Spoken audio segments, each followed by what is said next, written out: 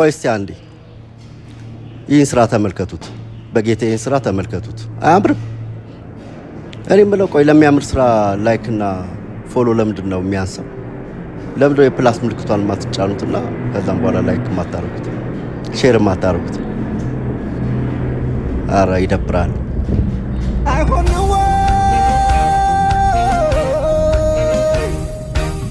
አይኔን የጋረደው ሌላ እንደላይ ፍቅርሽ ተቀምጦ ከልቤ ላይ ላይሆን ወይ አይኔን የጋረደው ፍቅሬ ሌላ